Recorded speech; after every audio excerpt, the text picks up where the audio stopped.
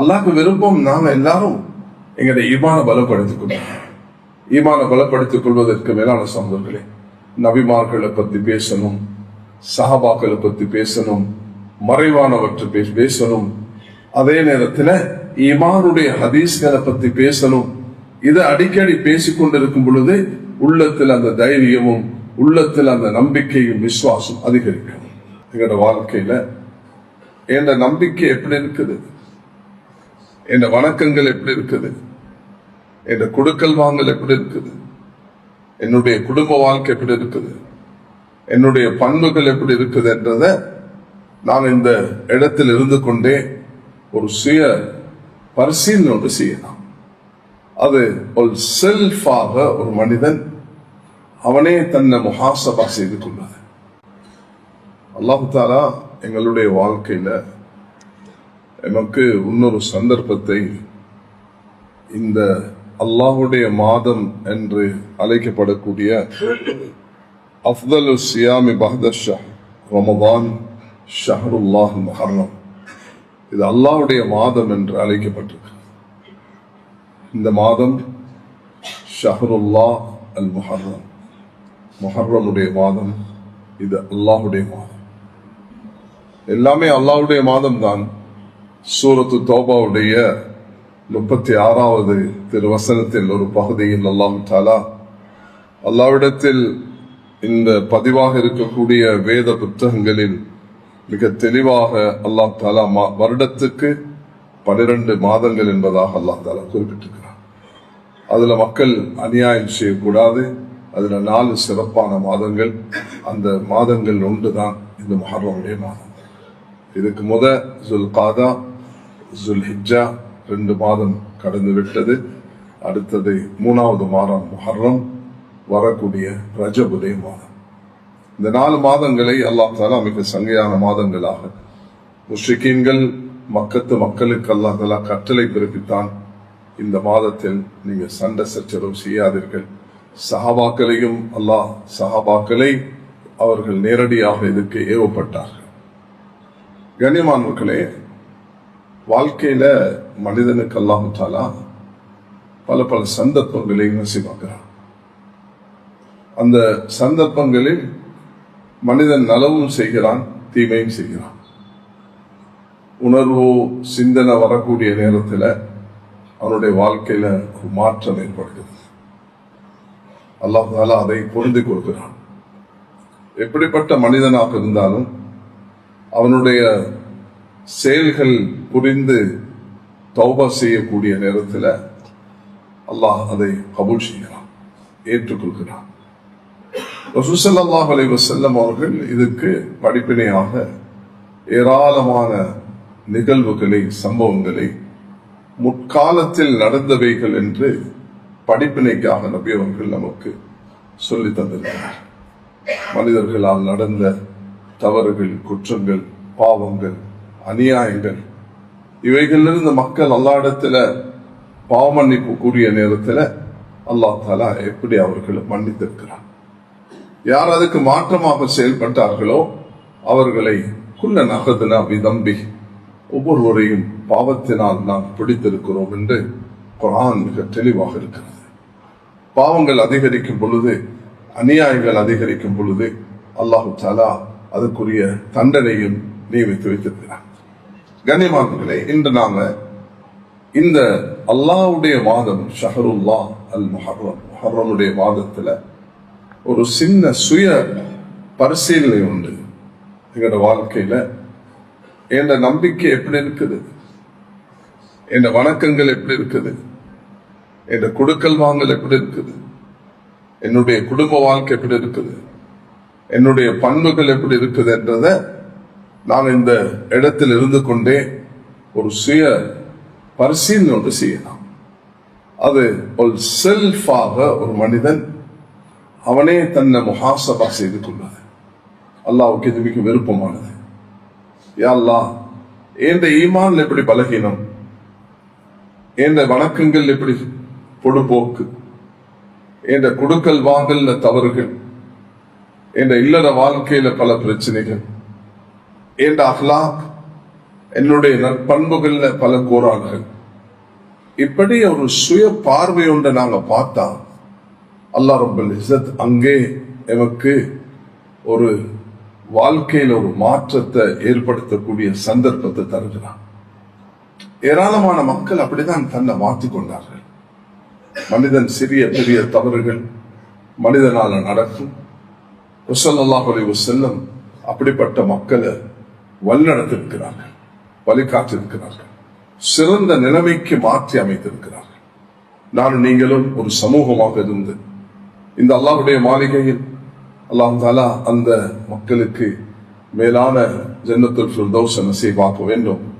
1908 இன்றைக்கு இந்த இப்படியான ஒரு மஸ்ஜிதை அன்று கட்டிவிட்டு அதுக்குரிய விதவிதமான ஏற்பாடுகளை செஞ்சு அதை தொடர்ந்து இந்த மஸ்ஜிதுடைய ஒவ்வொரு காலத்திலே வந்தவர்கள் அதை மேம்படுத்துறதுக்காக வேண்டி பல முயற்சிகளை செய்து இன்றைக்கு நாங்கள் ஆயிரக்கணக்கான மக்கள் ஒரு இடத்துல இப்படியான ஒரு பஜார்ல ஒன்று சேர்ந்திருக்கிறது. இதுக்கு நாங்கள் முதலாவது அல்லாஹ்வுக்கு நன்றி செலுத்தோம். முன்னோர்களுக்கு அல்லாஹ் இடத்துல துஆ செய்யும். அவர்களுடைய பாவமன்னிப்புக்கும் அவர்களுடைய அந்தஸ்து உயர்வுக்கும் நாங்கள் எல்லா இடத்துல மன்றானோம். அதே நேரத்தில் நாங்க எங்களை எப்படி சோதித்து பார்த்துக் கொள்ளலாம். கண்ணியமானவர்களே, குடும்பங்களோட உட்காரும் பொழுது வீட்டுல பல விஷயங்களை பேசணும். ஆனா நாங்க பேச வேண்டிய ஆக முக்கியமான விஷயம்தான் குர்ஆன்ல அல்லாஹ் தஆலா சொல்கிறான், யா அய்யுஹல்லதீன ஆமனு ஆமினு, விசுவாசிகளே நீங்க விசுவாசிகள் என்று அல்லாஹ் எங்களை அழைக்கிறான். ஆமினு, உங்களுடைய ஈமான பலப்படுத்திக் கொள்ளுங்க. அல்லாஹ்க்கு விருப்பம் நாங்க எல்லாரும் எங்களுடைய ஈமான பலப்படுத்திக் கொள்ளுங்க. ஈமான பலப்படுத்திக் கொள்வதற்கு மேலான சகோதரர்களே, நபிமார்களை பத்தி பேசணும், சஹாபாக்களை பத்தி பேசணும், மறைவானவற்றை பேசணும். அதே நேரத்தில் ஈமானுடைய ஹதீஸ்களை பத்தி பேசணும். இதை அடிக்கடி பேசிக்கொண்டிருக்கும் பொழுது உள்ளத்தில் அந்த தைரியமும் உள்ளத்தில் அந்த நம்பிக்கையும் விசுவாசம் அதிகரிக்கும். ஆக நானும் நீங்களும் இன்னைக்கு இந்த 5 விஷயத்தை ஒரு பாடமாக எடுக்கணும். என்ற விசுவாசத்தை நான் உறுதிப்படுத்திக் கொண்டு அதுல இருக்கக்கூடிய பலகீனங்களை போக்கிக் கொள்ள வேண்டும். சஹாபாக்கள் எந்த நிலைமை அடைந்திருந்தாலும், உமர் ரலியல்லாஹு அன்ஹு, முஆஸ் இப்னு ஜபல் ரலியல்லாஹு அன்ஹு, அப்துல்லா இப்னு ரவாஹா ரலியல்லாஹு அன்ஹு, அவர்கள் இதை பரிசீலனை செய்து கொண்டே இருப்பார்கள். வாங்க உட்காருவோம், எங்களுடைய ஈமானை புதுப்பிப்போம் சொல்வாங்க. இது பொதுவாக ஒவ்வொரு மூமினுக்கும் உள்ள ஒரு தனி பாடம் மேலான சொல்லுங்கள். நாங்க இலங்கையில பல நூற்றுக்கணக்கான மஸ்ஜிதுகள் இருந்து இன்றைக்கு இந்த 2ஆம் குறுக்கு தெருவில் அமைந்திருக்கக்கூடிய ஜாமில் அக்ஃபர்ல நாங்கள் ஒன்று செய்திருக்கிறோம். பல மஸ்ஜிதுகள்ல நாட்டில் பல பகுதிகளில் இருந்து அல்லாஹ் எங்களுக்கு இந்த பாக்கியத்தை தந்திருக்கிறார். நாங்க வீட்டுக்கு போனா நாங்க இன்றைக்கு புது வருடத்தை அடைந்திருக்கிறோம். இது எங்களை முதல் மாதம். இது அல்லாஹ் தன்னுடைய மாதம் என்று சொல்லியிருக்கிறான். இந்த மாதத்துல நாங்க என்ன செய்யலாம்? சுப்ஹானல்லாஹ், ரசூலுல்லாஹி அலைஹி வஸல்லம் இந்த முழு மாதத்தையும் நோன்பு நோட்க ஆர்வமூட்டி இருக்கிறார்கள். அதே நேரத்தில் குறைந்தது இந்த மாதத்துடைய 10 நாட்கள் நோன்பு நோட்டுறதாக சிறந்தாக இருக்கும். அது முடியாத பட்சத்தில் ஒரு மனிதனுக்கு இந்த வரக்கூடிய இன்றைக்கு 17ஆம் தேதி 16 மாலையில பிற பார்த்தோம், 17 முதல் பிற, நேற்று 2ஆம் பிற, இன்றைக்கு 19 3ஆம் பிற. அப்ப வரக்கூடிய வெள்ளிக்கிழமை தான் ஆஷூராவுடைய நாள். வரக்கூடிய வெள்ளிக்கிழமை 26ஆம் தேதி ஆஷூராவுடைய நாள். 25 வியாழக்கிழமை தாசுஆவுடைய நாள். அது பிற 9. அதுக்கு பிற வரக்கூடிய 27 அது பிற 11. ரசூலுல்லாஹி அலைஹி வஸல்லம் அவர்கள் மதீனாக்கு வந்த நேரத்தில் மதீனா மக்கள் அந்த நாளை மிக பிரத்யேகமான ஒரு நாளாக கொண்டாடக்கூடிய நேரத்தில் நபி அவங்க கேட்டாங்க, இது என்ன நாள்? சொன்னாங்க, இந்த நாள் தான் மூசா அலைஹிஸ்ஸலாத்துக்கு நஜ்ஜல்லாஹு மூசா அலைஹிஸ்ஸலாத்தை அல்லாஹ் பாதுகாத்தான், ஃபிரௌன் அல்லாஹ் அழித்தான். ஸல்லல்லாஹு அலைஹி வஸல்லம் அந்த நாளை நோன்பு நோட்டார்கள். அந்த ஆஷூரா அந்த 10வது பிறையில நபி அவர்கள் நோன்பு நோட்டார்கள். சொன்னார்கள், நான் உயிர் வாழ்ந்தால் அதுக்கு முந்தைய அந்த 9வது நாள் நோன்பு நோட்பேன் என்று சொன்னார்கள். ஸல்லல்லாஹு அலைஹி வஸல்லம் அவர்கள் அதுக்கு முந்தைய அல்லது பிந்தி ஒரு நோன்பை நோற்றுக் கொள்ளுங்கள் என்று சொன்னார்கள். வெள்ளிக்கிழமை தனி நோன்பு நோட்பது தடுக்கப்பட்டிருந்த போதிலும் அது ஷவ்வாலுடைய நோம்பாக இருக்கலாம், அரஃபாவுடைய நோம்பாக இருக்கலாம், ஆஷூராவுடைய நோம்பாக இருக்கலாம். அது தனிய நோக்கிறதுக்கு அனுமதி இருக்கிறது. வரக்கூடிய நோம்பு அது ஆஷூராவுடைய நோம்பாக இருக்கு, அதை தனிய நோக்கிறதுக்கு அனுமதி இருக்குது. ஆனா இருந்தாலும் ஆக ஏற்றமாக இருக்கும் வியாழன் வெள்ளி நோட்பது அல்லது வெள்ளி சனி நோட்பது. ஸல்லல்லாஹு அலைஹி வஸல்லம் இதுக்கு ஒரு ஹதீஸில் பயான் செய்கிறார்கள். காலிஃபுல் யஹூத ஸூமு யௌமன் கப்லஹு வ யௌமன் பஅதஹு. நீங்க ஒரு நாள் முந்தி அல்லது ஒரு நாள் பிந்தி. அப்ப எங்களுடைய ஆஷூரா வரக்கூடிய வெள்ளிக்கிழமை 26ஆம் திகதி நிகழ போகிறது. நாங்க 25, 26 நோட்டுக்கொள்வது ஆக சிறந்ததாக இருக்கும். அல்லது 26, 27 நோட்கொள்வது அதுவும் சிறந்ததாக இருக்கும். இமாம் ஷாஃபி ரஹ்மத்துல்லாஹி அலைஹி சொல்கிறார்கள், இந்த 3 நாளையும் நோன்பு நோட்டுக் கொள்ளுங்க, அது ஆக சிறப்பாக இருக்கும். அப்படின்னா வியாழன் வெள்ளி சனி இந்த 3 நாட்கள் ஆக சிறந்தது. 3 மாதமும் நோன்பு நோட்பது, எஞ்சிருக்கக்கூடிய இந்த 10 நாட்கள்ல நோன்பு நோட்பது, அதே நேரத்தில் குறைஞ்சது 3 நாட்கள் நோன்பு நோட்பது, அது 25, 26, 27 பிற 9, 10, 11 அல்லது குறைந்தபட்சம் 2 நோன்பு 9, 10, 25, 26 வியாழனும் வெள்ளியும் நோன்பு அல்லது வெள்ளியும் சனியும் நோன்பு. ஒன்றுமே முடியாட்டி குறைஞ்சது அந்த வார வெள்ளிக்கிழமை என்றாலும் வீடு நோவாக, குடும்பங்கள் நோவாக, யா அல்லாஹ் உன்னுடைய இந்த மாதம் அதை நான் சங்கப்படுத்துகிறேன். ஏராளமான மாற்று மதத்தவர்கள் அல்லாஹ்வுடைய பேரை மதிச்ச காரணத்தினால அல்லாஹ் அவர்களுக்கு இஸ்லாத்தை நசீபாக்கி இருக்கிறான். அல்லாஹ் எங்களுக்கு தீன் இஸ்லாத்தை தந்திருக்கிறான். நாம எங்களோட வாழ்க்கையில இது ஒரு மிக பொறுப்பாக, ஒரு பங்காக நாங்கள் கட்டாயம் எடுத்துக்கொள்ள உண்மையான சோதர்களே. அதனால எல்லாரும் தன்னுடைய இந்த மாதத்தை, இந்த வருடத்துல முதல் மாதம், இதுல பல மாற்றங்களை அல்லாஹ் தஆலா செய்து தருவான். நாங்க உறுதியாக இதுல நுழையும் பொழுது அதுதான் நான் முதலாவது வேண்டிக் கொண்டது. இந்த மாதத்துல நாங்க அல்லாஹோட ஒரு உரையாடல் செய்ய வேண்டும். யா அல்லாஹ் இந்த ஈமான பலப்படுத்தித்தா, இந்த ஈமான உறுதியாக்கித்தா. நான் கலிமா சொல்லி மௌத்தாகும் பொழுது அந்த கலிமாவோட மௌத்தாக வேண்டும். கண்ணியமானவர்களே, மன் கால லா இலாஹ இல்லல்லாஹ் முஹ்லிஸன் தஹலல் ஜன்னah. யாரை இஹ்லாசுடன் கலிமா சொல்லுவார்களோ அவர்கள் சொர்க்கம் பிரவேசிப்பார்கள் என்பதாக வந்திருக்கிறது. அதனால எப்பொழுதுமே வீட்டுல, தொழில, குடும்பத்துல அல்லாஹ் அல்லாஹ் அல்லாஹ் அல்லாஹ் என்ற இந்த வார்த்தையோட எங்களுடைய நேரங்கள் கழிய வேண்டும். அஸ்தக்ஃபிருல்லாஹ் அஸ்தக்ஃபிருல்லாஹ் அஸ்தக்ஃபிருல்லாஹ். யா அல்லாஹ் என்னுடைய இபாதத்துல குறைபாடுகள், என்னுடைய வணக்கத்துல குறைபாடுகள், என்னுடைய கொடுக்கல் வாங்கல்ல குறைபாடுகள், என்னுடைய குடும்ப வாழ்க்கையில குறைபாடுகள், என்னுடைய பண்பு ரீதியான குறைபாடுகள் என்ற இந்த குறைபாடுகளை ஆய்வு செய்யறதுக்குரிய ஒரு மாதமாக இந்த மாதத்தை எடுத்துக்கொள்ள வேண்டும். 1448வது ஹிஜ்ரி இஸ்லாமிய கேலண்டரை எப்படி அமைக்கணும் என்ற அந்த மஷூராவை உமர் ரலியல்லாஹு அன்ஹு அவர்கள் செய்த நேரத்தில் உமர் ரலியல்லாஹு அன்ஹு ஒரு முடிவுக்கு வந்தார்கள். நாங்க நபியுடைய பிறப்பும் அல்ல, நபியுடைய மௌத்தும் அல்ல, நபியுடைய ஹிஜ்ரத். ஹிஜ்ரத் என்பது மேலான சகோதரர்களே, அது இஸ்லாத்தில் கிடைத்த மிக சிறப்பான அம்சம். ஸல்லல்லாஹு அலைஹி வஸல்லம் தன்னுடைய மகள் ருக்கையாவையும் தன்னுடைய மருமகன் உஸ்மானையும் ஹபஷாக்கு அனுப்பி வைத்தார்கள். இத்தோப்பியா, ஹபஷா. அங்க அந்த இத்தோப்பியா ஹபஷா மக்களை பார்க்கும் பொழுது சுப்ஹானல்லாஹ், அவர்களுடைய பணிவு, அவர்களுடைய அஹ்லாக், அவர்களுடைய வரவேற்கும் தன்மை, விருந்தாளிகளை உபசரிக்கும் தன்மை அது மிக சிறப்பாக இருந்தது. கிறிஸ்தவர்கள், அந்த கிறிஸ்தவர்களுடைய ஊராக இருந்தும் ரசூல் ஸல்லல்லாஹு அலைஹி வஸல்லம் அவர்களை அந்த ஊருக்கு தெரிவு செய்து அனுப்பினார்கள். அவர்களும் இந்த நஜ்ஜாஷி மன்னனும் அவர்களை வரவேற்று, மக்கத்து முஷ்ரிக்கீன்கள் அங்கு போனார்கள், இவர்களை எங்களுக்கு ஒப்படைங்க என்று சொன்னார்கள். ஜாஃபர் ரலியல்லாஹு அன்ஹு அவர்கள் அழகாக தொகுத்த இஸ்லாத்தை அந்த மன்னனிடத்தில் முன்வைத்தார்கள். இப்படிதான் நபி அவர்கள் எங்களுக்கு போதனை செய்து தருகிறார்கள் என்ற இந்த விஷயத்தையும் அளவாக தொகுத்து முன்வைத்தார்கள். கண்ணியவான்களே, எங்களுடைய வாழ்க்கையில ஈமானிய உறுதிகளை நாங்க ஏற்படுத்திக் கொள்ளணும். சஹாபாக்களுக்கு அது உறுதியாக இருந்த காரணத்தினால் நபி அவர்கள் ஒரு குடும்பமாக, சஹாபாக்கள் குடும்பங்களாக ஹிஜ்ரத் செய்து போனார்கள். இத்தோப்பியாவுக்கு போனார்கள், மதீனாக்கு போனார்கள். அந்த மதீனாக்கு போயிட்டு ஸல்லல்லாஹு அலைஹி வஸல்லம் 13 வருடம் 53 வயதுல நபி அவர்கள் அங்கு போயிட்டு இன்றைக்கு 1448 ஹிஜ்ரியாக மாறுகிறது.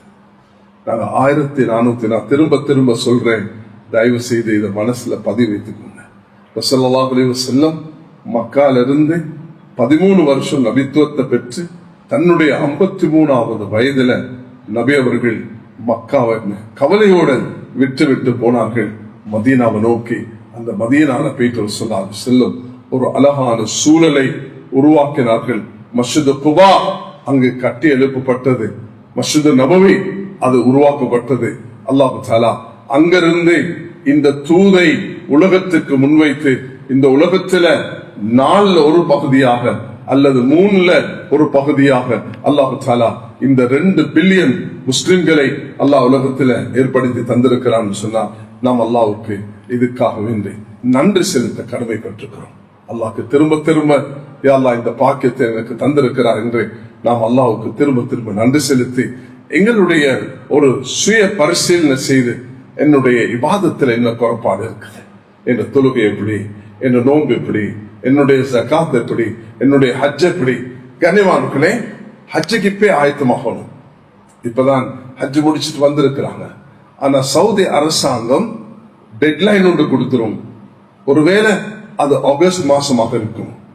இப்ப எங்களுடைய நாட்டுல அதுக்குண்டான பகுதியில பொறுப்பானவர்கள் அதை அறிவிப்பார்கள்.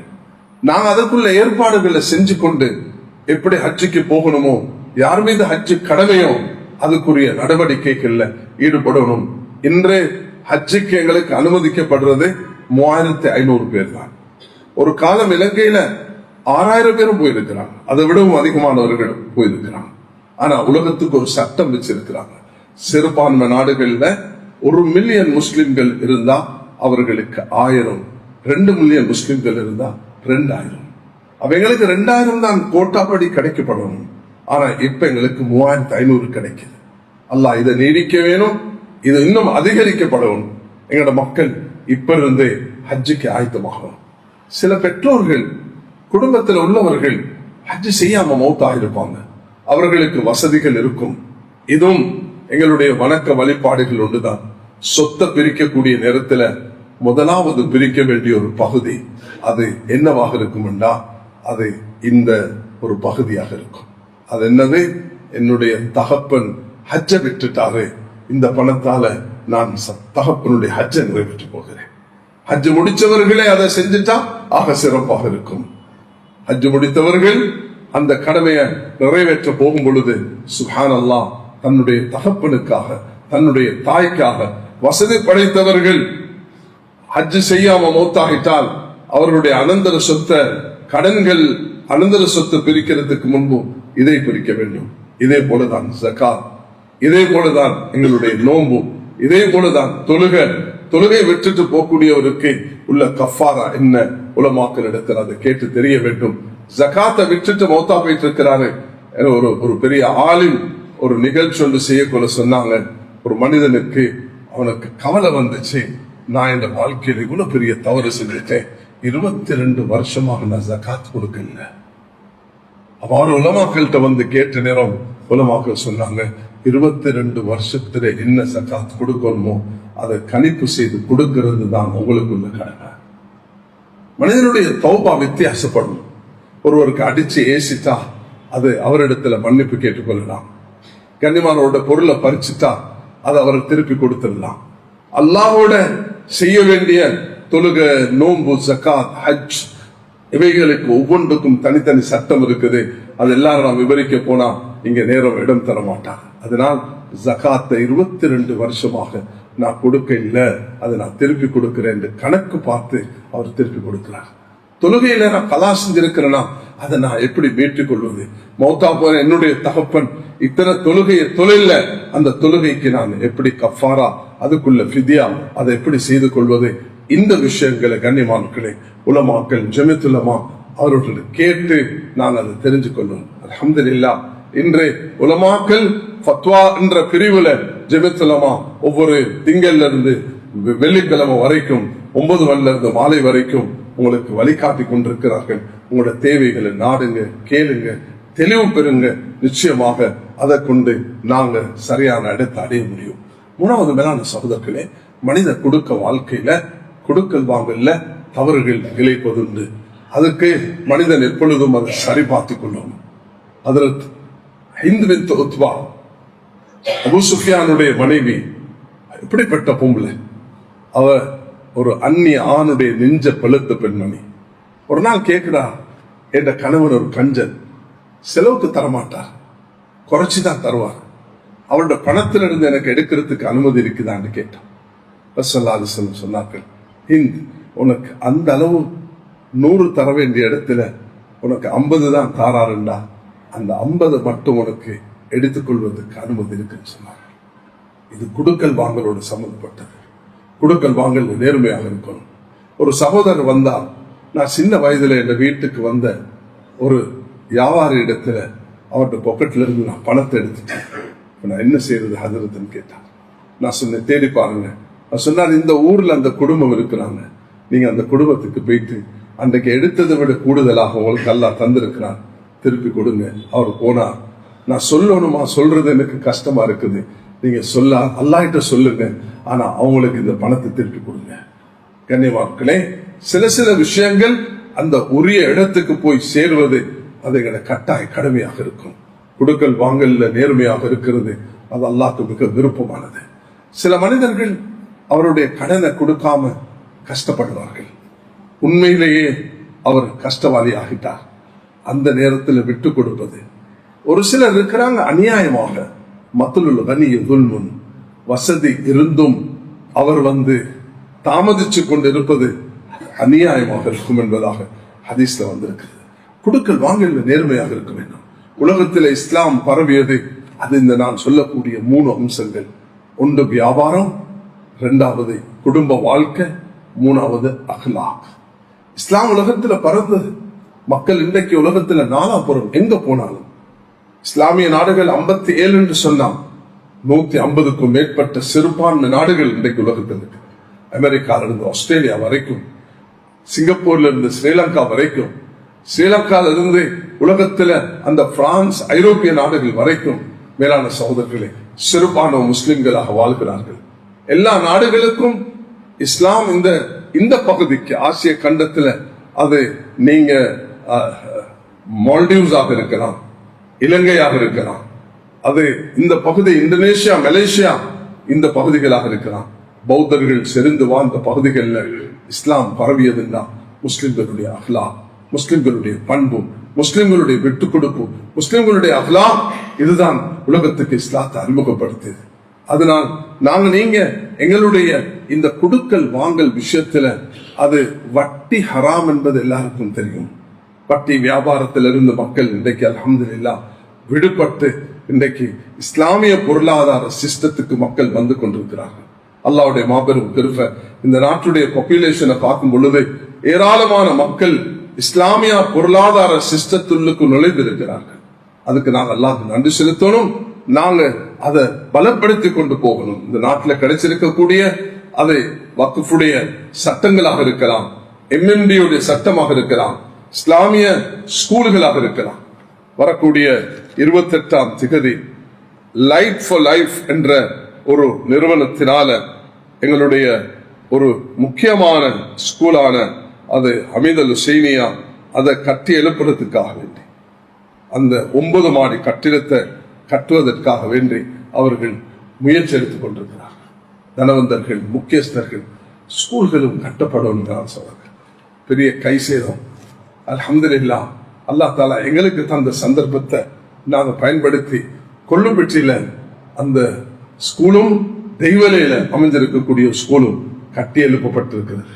அதே போல ஒரு சந்தர்ப்பம் வந்திருக்குது, எல்லாரையும் அழைத்திருக்கிறார்கள். 28ஆம் தேதி 10 மணிக்கு வர சொல்லிருக்கிறார்கள். சாப்பாடு ஏற்பாடு செய்திருக்கிறார்கள். அந்த ஸ்கூல்கள் ஒவ்வொரு ஊர்லயும் 950 ஸ்கூல்கள் முஸ்லிம்களுக்கு தரப்பட்டிருக்கு. நான் அடிக்கடி இதை ஞாபகப்படுத்துகிறேன். சென்ற ஜும்மாலையும் ஞாபகப்படுத்தினேன். இந்த நாட்டில் முஸ்லிம்களுக்கு கிடைச்சிருக்கக்கூடிய நியமத்துகளை மேலான சகோதரர்களை தனியே இருந்து பார்த்தோம்னா சுப்ஹானல்லாஹ் 6 லட்சம் முஸ்லிம் பிள்ளை இந்த 950 ஸ்கூல்கள்ல படிக்கிறாங்க. இதுக்கு ஒரு ஆய்வு செஞ்சாங்க 2009. அந்த ஆய்வும் மிக பரிதாபமாக வந்துச்சு. 2014 நாங்க ஒரு ஆய்வு செய்தோம் கொழும்புல.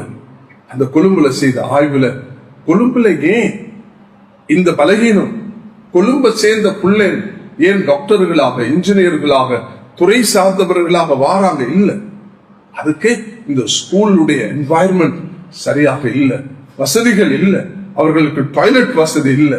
மீலாது ஸ்கூலை நான் அந்த நேரம் பார்த்த நேரத்துல டாய்லெட் வசதி இருக்கல. 2014 அதை முயற்சி எடுத்த அல்ஹம்துலில்லாஹ் எல்லாரும் உதவி செய்து ஒரு தனி நபர் வந்து பெரும் தொகையை செலவழித்து அல்லாஹ் தஆலா இன்றைக்கு அந்த ஸ்கூல் ஒரு நல்ல நிலைமைக்கு வந்திருக்கிறது.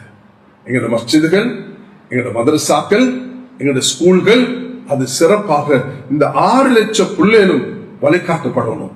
மதரசால 30,000-40,000 மாணவர்கள் ஆலிம்களாக வருவதற்கு முயற்சி எடுக்கிறாங்க என்று சொன்னா, அதே நேரத்தில் இந்த 6 லட்சம் பிள்ளைகளும் துறை சார்ந்தவர்களாக வரும் பொழுது அல்லாஹ் தஆலா இந்த நாட்டுக்கு ஒரு சிறப்ப கயிற ஏற்படுத்துவான். மேலான சகோதரர்களே, இந்த நாட்டுல நாங்க யாருடைய தயவுலையும் வாழ தேவையில்லை.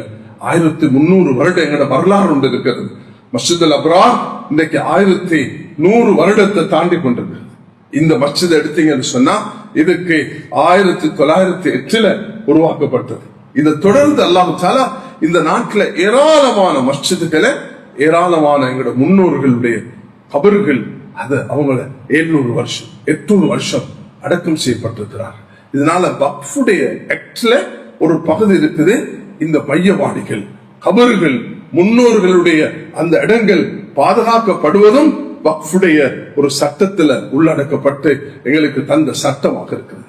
இதை பற்றி எங்களுடைய முன்னைய ஜெமியத்துல்லமாவுடைய தலைவராக இருந்த முபாரக் ஹஸரத் ரஹ்மத்துல்லாஹி அலைஹி அவர்கள் ஒரு புத்தகம் எழுதியிருக்கிறார்கள். விரிவாக அதில் இந்த நாட்டில் வாழ்ந்த 100 உலமாக்கள் என்ற தலைப்புல அவர்கள் எழுதின அந்த புத்தகத்துல அது இந்த நாட்டு சிறந்திருக்கின்ற சான்றோர்கள் என்ற பேர்ல அது கட்டாயம் ஒவ்வொருவரும் எடுத்து படிக்க வேண்டும். அதுல இந்த உரிமைகளை பற்றியும் அவர்கள் பேசியிருக்கிறார்கள். கண்ணியமானவர்களே, அல்லாஹ் தஆலா எமக்கு தந்திருக்கக்கூடிய இந்த அவகாசத்துல எங்கட தொழில் ஒரு சாதாரண கூலி வேலை செய்யலாம், ஒரு முதலாளியாக இருக்கலாம். எல்லாரும் நேர்மையை கடைபிடித்து இந்த முஹர்ரமுடைய மாதத்துல எங்களால் நடந்த தவறுகளை பரிசீலனை செய்து கொள்ளலாம். ரசூலுல்லாஹி ஸல்லல்லாஹு அலைஹி வஸல்லம் ஒரு நாள் ஹஜ்ரத் ஃபாத்திமா வீட்டுக்கு வந்தாங்க. பேரர்களை காணல, அலியை காணல. எங்க போனாங்கன்னு கேட்டா வெளில வந்து பாக்குறாங்க, ஒரு யூதனுடைய தோட்டத்துல தண்ணீர் அடிச்சு கொண்டிருக்கிறான். கூலி வேலை செய்யறது யாருக்கும் அது குறைபாடு அல்ல. உஸ்மான் ஒரு பெரிய வியாபாரி, அலி ஒரு சாதாரண கூலி வேலைக்காரர். அலி ரலியல்லாஹு அவர்கள் தோட்டத்துல தண்ணீர் அடிக்கிற யஹூதியுடைய தோட்டத்துல நபி அவங்க கவலைப்படல. கல்யாணம் முடிக்கிறதுக்கு ஃபாத்திமாவுக்கு வலிமா செய்வதற்கு 2 ஒட்டகம் தான் இருந்தது. அந்த 2 ஒட்டகத்தை எடுத்துக்கொண்டு புல்லு வெட்டுறதுக்காக ஒரு வேலைக்காரனை கூட்டிக் கொண்டு காட்டுக்கு போனார்கள். அந்த புல்ல வெட்டிட்டு வந்து பார்த்தா 2 ஒட்டகமும் செத்து கிடக்குது. துடிச்சு போனாங்க. யார் இது செஞ்சது என்று பார்த்தா வேற யாரும் இல்லை, தன்னுடைய அன்பு சாச்சா ஹம்சா அவர் தான் இதை குத்தி போட்டார். அவர் குடி போதையில் இருந்த காரணத்தினால் மது ஹராமாக இருக்கல்ல, அவருக்கு இது விலங்கல்ல. ஒரு பெண் ஆடல் பாடல்ல உற்சாகப்படுத்தி அவர்கள் இந்த காரியத்தை செய்து போட்டார். கண்ணியமானவர்களே, அல்லாஹ் தஆலா எமக்கு தந்திருக்கக்கூடிய இந்த விஷயங்களை நாங்கள் கருத்து கிடைக்க வேண்டும். ஸல்லல்லாஹு அலைஹி வஸல்லம் அவர்கள் இதை பார்க்கல, என் மருமகனுக்கு இப்படி நடந்துருச்சு. நபி அவர்கள் ஓடி வந்தார்கள், சாச்சாக்கு பேசினார்கள். அவர் போதையில் இருந்ததுனால அவருக்கு என்ன பேசுறது விலங்கல்ல. நபி அவங்க அமைதியாக திரும்பி வந்தாங்க. அல்லாஹ் தஆலா அதுக்கு பிறகு மதுபானத்தை ஹராமாக்கினார். இமாம் புகாரி அவர்கள் இந்த அலி ரலியல்லாஹு அன்ஹு சம்பவத்தை சஹீஹ் புகாரியில் பதிவு செய்கிறார்கள். அதனால் கொடுக்கல் வாங்கல் நேர்மையாக இருக்க வேண்டும். தொழில் என்ன செய்தாலும் ஹலாலாக இருக்க வேண்டும். வியாபாரங்கள் வாக்களித்தால் அது சரியான நேரத்தில் கொடுத்து விட வேண்டும். கண்ணியவான்களே, இந்த பொது இடங்கள்ல மெம்பர்ல பயான் செய்யக்குள்ள நாங்க யாரையும் தனிப்பட்ட நபர்களை குறிவைத்து பேசுறது கிடையாது. அது பேசவும் கூட பொதுவாக இந்த நாட்டுக்கு ஒரு உபதேசமாக இந்த மஸ்ஜிதில பல வருடங்களாக கொத்பாவது வரக்கூடிய நான் ஒரு விஷயத்தை தான் சொல்லி வருகிறேன். ஸல்லல்லாஹு அலைஹி வஸல்லம் அவருடைய ஒரு பழக்கம் இருந்தது. தனிப்பட்ட மனிதனுடைய குறையையும் பொது மனிதர்களுடைய குறையையும் நபி அவர்கள் பொதுவாகத்தான் பயான் செய்வார்கள். அதை யாரும் தனக்காக இதுவரைக்கும் இந்த 30-40 வருஷத்துல இந்த மஸ்ஜிதுல யாரும் அப்படி அதை பிழையாக எடுத்துக்கொண்டது இல்லை. அல்ஹம்துலில்லாஹ், அல்லாஹ்வுடைய கிருபை கொண்டு பல மார்க்க விஷயங்களை வழிகாட்டி கொண்டே இருக்கிறோம். நல்லவர்கள் வரக்கூடிய நேரத்துல இந்த மஸ்ஜிதுல அவர்களை பாராட்டி இருக்கிறோம், வழிகாட்டி இருக்கிறோம். இந்த மஸ்ஜித் நிர்வாகிகள், இதுக்கு மூத்தவர்கள், அன்று மரணித்தவர்கள், அல்லாஹ் அவர்களை ஞாபகம் படும் பொழுது மனசுல மிச்ச பாகமாக இருக்கும். அபுல் ஹசன் தாஹிரி ரஹ்மத்துல்லாஹி அலைஹி அவர்கள் என்னையோட மிச்சம் பாசமாக இருந்தார்கள். அவர்களுடைய அந்த அறை இருந்தது எப்பயும் தம்பி தம்பி என்று வரவேற்பார்கள். இந்த நாட்டுக்கு சேவை செய்து மரணித்த ஒரு மகான் தான் இந்த மஸ்ஜிதுக்கு. அதே போலதான் நஹ்வி ஆலிம் என்று அழைக்கப்படக்கூடிய ஹஜ்ரத் அவர்கள் காயப்பட்டினத்தை சேர்ந்தவர்கள் இங்கு சேவை செய்திருக்கிறார்கள். இதுக்கு முன்னாலும் ஏராளமான நாங்கள் காணாத உலமாக்கள், அதே போல தற்பொழுது காதி ஹஜ்ரத் அவர்களும் வேலை செய்து கொண்டிருக்கிறார்கள். அல்லாஹ் இவர்களுடைய மரணித்தவர்களுடைய கபரை பிரகாசிக்க செய்ய வேண்டும். வாழக்கூடிய இப்பொழுது வாலிபர்கள் இந்த பொறுப்பை செய்யக்கூடியவர்களும் அல்லாஹ் அவர்களுக்கு துணிச்சலையும் தைரியத்தையும் ஈமானுடைய அந்த உறுதிப்பாடுடன் நாங்கள் உலமாக்களோடு சேர்ந்து பயணிக்கும். உலமாக்கள் அவர்கள் தீனுக்கு வழிகாட்டக்கூடியவர்கள். அவர்களுடைய தவறுகள் இருந்தாலும் அழகாக சுற்றி காட்ட வேண்டும். உமர் ரலியல்லாஹு அன்ஹு மெம்பர்ல ஒரு விஷயத்தை பேசின நேரம் ஒரு பெண்மணி வந்து அதை சுட்டி காட்டினார்கள். சோசியல் மீடியாக்களை பயன்படுத்தாமல் அல்லாஹ்வுக்காக வேண்டி இதை அழகாக முறையாக பேச்சுவார்த்தை ஊடாக தான் இந்த விஷயங்கள் நகர்த்தப்பட வேண்டுமே தவிர நாங்க வேற முறைகளை கையாளக்கூடாது. கண்ணியமானவர்களே, எப்பொழுதுமே ஜும்மா மெம்பர் வந்து ஒரு அமானிதம். ரசூல் ஸல்லல்லாஹு அலைஹி வஸல்லம் இந்த அமானிதத்தை பேணி வந்திருக்கிறார்கள். ஸல்லல்லாஹு அலைஹி வஸல்லம் சில நேரம் முன்சிரு ஜெய்ஷின் ஒரு படைய ஒரு நடத்தி போகும் பொழுது எப்படி அதை வழிநடத்த வேண்டுமோ அப்படி சொல்லுவார்கள். சில நேரத்தில் நபி அவர்கள் மிருதுவாக சொல்வார்கள். ஆக பேசக்கூடிய விஷயங்கள் அந்நியர்களாக இருந்தாலும், அதை மாற்று கொள்கையில் உள்ளவர்களாக இருந்தாலும், கருத்து வேற்றுமை உள்ளவர்களாக இருந்தாலும், தன்னுடைய பக்குவங்கள்ல மாற்றங்கள் இருந்தாலும் எப்பொழுதும் பேசும் பொழுது நிதானத்தை கடைபிடித்து பேச வேண்டும். அப்பொழுதுதான் ஒற்றுமையாக ஒன்றுபட்டு நாங்கள் பயணிக்க முடியும். ஆக மேலான சகோதரர்களே, இன்றைய என்னுடைய குத்துபா முஹர்ரமுடைய மாதம். இரண்டாவது, நாங்கள் நாட்டு மக்களுக்கு அறிவிச்சிருக்கிறோம், டெங்கு உடைய பரவல் பயங்கரமாக இருக்கிறது. டெங்குடைய பரவல் காரணத்தினால அதனுடைய ஸ்டாட்டிஸ்டிக்ஸ் எடுத்தீங்கன்னா மிக பயங்கரமாக இருக்கிறது. சுத்த சூழலை ஏற்படுத்திக் கொள்வது மிக அவசியம். மேலான சகோதரர்களே, சில நேரத்துல சுத்தமான தண்ணீரை ஒரு பாத்திரத்துல கூட வீட்டுல அதிகமாக சும்மா அப்படி வச்சாலும் கூட அங்கு டெங்குடைய இந்த பரவுதல் ஏற்படுகிறது. அதனால டெங்குடைய இந்த இதுக்காக வேண்டி நாங்க உலமாக்கள் இடத்துல வேண்டி இருக்கிறோம். சுத்தத்தை பற்றி பேசி, முஹர்ரம் பற்றி பேசி, இந்த நாட்டுல ஊர்ல இந்த டெங்கு ஒழிப்புக்காக வேண்டி என்னென்ன முயற்சிகள் செய்ய முடியுமோ எல்லோரும் இந்த ஜமியத்துல் உலமாவுடைய அந்த வழிகாட்டல் எடுத்து ஒவ்வொருவரும் அதுக்காக வேண்டி முயற்சி எடுக்க வேண்டும். ஆக என்னுடைய இன்றைய சும்மா முஹர்ரமுடைய மாதம். இந்த முஹர்ரமுடைய மாதத்தில் நோக்க வேண்டும். அதுல குறைஞ்சது இந்த 10, குறைஞ்சது 3 நாட்கள், அது பிற 9, 10, 11, 7வது பட்சத்துல அது 9, 10 அல்லது 10, 11, அதுவும் 7வது பட்சத்துல வரக்கூடிய இந்த ஜும்மாவுடைய நாள் ஒரு ஆஷூராவுடைய நாளாக இருக்கும். அதை நோற்றவர்களாக இந்த ஹமீது அல் ஹுசைனி அதுக்காக வேண்டி இந்த வரக்கூடிய 28ஆம் தேதி ஞாயிற்றுக்கிழமை 10 மணியிலிருந்து இதுக்காக ஏற்பாடு செய்து அழைப்பு தந்திருக்கிறார்கள் சாப்பாடுக்கு போறதுக்கு. ஆனா போறவர்கள் கொஞ்சம் அறிவிச்சு கொண்டீங்கன்னா அவர்களுக்கு ஏற்பாடுகளுக்கு உதவியாக இருக்கும். அவர்கள் பப்ளிக் அனௌன்ஸ்மெண்ட் தந்திருக்கிறார்கள். நான் ஏன் இதை சொல்கிறேன்டா, பல முறை நான் எஜுகேஷனை பத்தி பேசியிருக்கிறேன். அல்ஹம்துலில்லாஹ் இந்த மஸ்ஜிதும் அல்லாஹ்வுடைய கிருபை கொண்டு மீலாது ஸ்கூலுக்கும் அமீனா ஸ்கூலுக்கும் அவர்கள் உதவி செய்திருக்கிறார்கள். அதனால இந்த மஸ்ஜித் எப்பொழுதும் இப்படியான உதவிகளை செய்து இந்த நாட்டுடைய பல தேவைகளை நிறைவேற்றிய ஒரு மஸ்ஜிதாக அல்லாஹ் உங்களுக்கு அந்த பாக்கியத்தை தந்திருக்கிறான். வல்லா அல்லாஹ் எங்கள் அனைவர்களையும் இந்த மாதத்தை மதித்து இந்த மாதத்தில் நல்லவர்களை செய்து அல்லாஹ்வுடைய நெருங்கக்கூடிய பாக்கியத்தை அல்லாஹ் நம் அனைவர்களுக்கும் தருவானாக. அல்லாஹ் எங்களுடைய ஈமான் பலகீனத்தை போக்குவாயாக, எங்களுடைய இமாதத்துல ஒருமைப்பாட்டை தருவாயாக, குடுக்கல் வாங்கலை நீ சீராக்கி தருவாயாக, எங்களுடைய இல்லற வாழ்க்கையில கைர ஆஃபியத்தை அக்லாக்க சீரானதாக நீ ஆக்கி இஸ்லாத்தை இந்த நாட்டுக்கும் உலகத்துக்கும் அறிமுகப்படுத்தக்கூடிய பாக்கியத்தை தருவாயாக. ஸல்லல்லாஹு அலைஹி வஸல்லம் முஹம்மது வ ஆலிஹி வ ஸஹ்பிஹி வஸல்லம். அல்ஹம்துலில்லாஹ்.